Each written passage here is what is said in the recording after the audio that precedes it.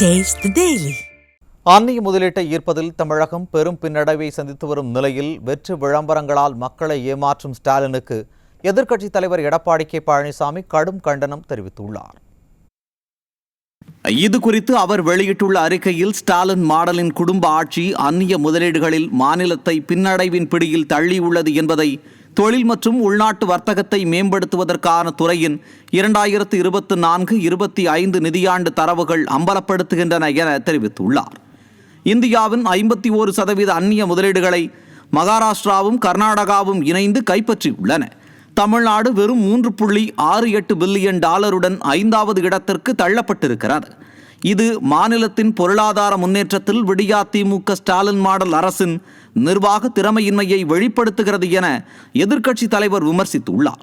தமிழ்நாட்டில் உள்கட்டமைப்பு தேக்கம், துறைகள் தோறும் பெருகிப்போன ஊழல், பல நிலைகளில் பேரம் பேசுவது, முதலீட்டாளர்களை ஈர்த்து தக்க வைப்பதற்கான கொள்கைகளை வகுக்காதது மற்றும் புதிய யுக்திகளை மேற்கொள்ளாதது போன்றவை முதலீட்டாளர்களையும் முதலீடு ஈர்ப்பையும் தடுக்கின்றன என்பதே நிதர்சனமான உண்மை என எதிர்க்கட்சித் தலைவர் எடப்பாடி கே பழனிசாமி குற்றம் சாட்டியுள்ளார்.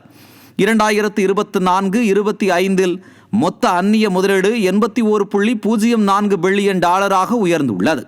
ஆனால் தமிழ்நாட்டின் பங்கு வெறும் 4.5% மட்டுமே என சுட்டிக்காட்டியுள்ள எதிர்க்கட்சித் தலைவர், முதலமைச்சரின் வெளிநாட்டு பயணங்கள் மற்றும் உலக முதலீட்டாளர் மாநாடு போன்றவை வெற்று விளம்பரங்களாகவே மாறியுள்ளன என குற்றம் சாட்டியுள்ளார். ஆட்சிக்கு வந்தவுடன் முதலீட்டை ஈர்க்கிறேன் என்று பொம்மை முதலமைச்சர் 2022 துபாய் மற்றும் ஐக்கிய அரபு எமிரேட்ஸ் நாடுகளுக்கு சென்று ஈர்த்த முதலீடுகள் என்ன? 2023 சிங்கப்பூர் மற்றும் ஜப்பான் நாடுகள், 2024 பிப்ரவரியில் ஸ்பெயின், 2024 செப்டம்பரில் அமெரிக்கா சுற்றுப்பயணம் என்று விளம்பரங்கள் செய்து 4 முறை வெளிநாட்டு பயணம் மேற்கொண்டு ஈர்த்த முதலீடுகள் எவ்வளவு? மிக சொற்பமே என எதிர்க்கட்சித் தலைவர் காட்டமாக தெரிவித்துள்ளார். மேலும் உண்மையான முன்னேற்றத்திற்கு உறுதியான செயல்கள் தேவை, வாய்ச்சவடால் மட்டும் போதாது எனவும் குறிப்பிட்டுள்ளார். மத்திய அரசு கடலோர மாவட்டங்களின் தொழில் வளர்ச்சிக்கு இந்த ஆண்டு மத்திய பட்ஜெட்டில் ரூபாய் 1.50 லட்சம் கோடி ஒதுக்கியுள்ளது. தொழில் வளர்ச்சிக்கான திட்டங்கள் குறித்து மத்திய அரசு சிங்கப்பூர் துணை பிரதமருடன் நடத்திய பேச்சுவார்த்தையின் போது ஆந்திரா, குஜராத், மகாராஷ்டிரா ஆகிய மாநிலங்களைச் சேர்ந்த அரசுகளின் பிரதிநிதிகளும் பங்கேற்று அவர்களது கடலோர மாவட்டங்களின் துறைமுகங்களை மேம்படுத்துவதற்கும் தொழில் வளர்ச்சிக்கும் பல திட்டங்கள் தீட்டியுள்ளன. ஆனால் விடியா திமுக ஸ்டாலின் மாடல் அரசு தனது அலட்சியத்தால் தமிழக கடலோர மாவட்டங்களின் துறைமுகங்களை மேம்படுத்தவும் தொழில் வளர்ச்சியை மேம்படுத்தவும் எந்தவித முயற்சிகளையும் மேற்கொள்ளவில்லை என எதிர்க்கட்சித் தலைவர் குற்றம் சாட்டியுள்ளார்.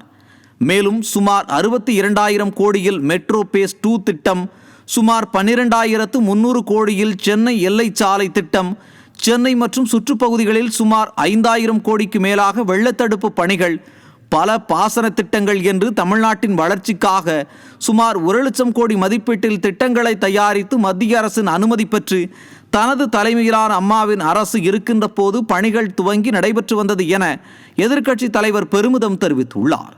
2021 பிறகு கடந்த 4 ஆண்டுகளாக விடியா திமுக ஸ்டாலின் மாடல் ஆட்சி இத்திட்டங்களை தான் செயல்படுத்தி வருகிறதே தவிர எந்த புதிய திட்டத்தையும் கொண்டு வரவில்லை. இந்த திட்டங்களால் தான் தமிழ்நாட்டின் வளர்ச்சி தற்போது உள்ள நிலையிலாவது உள்ளது. இதில் திமுகவின் சாதனை எதுவும் இல்லை என எதிர்க்கட்சித் தலைவர் காட்டமாக தெரிவித்துள்ளார்.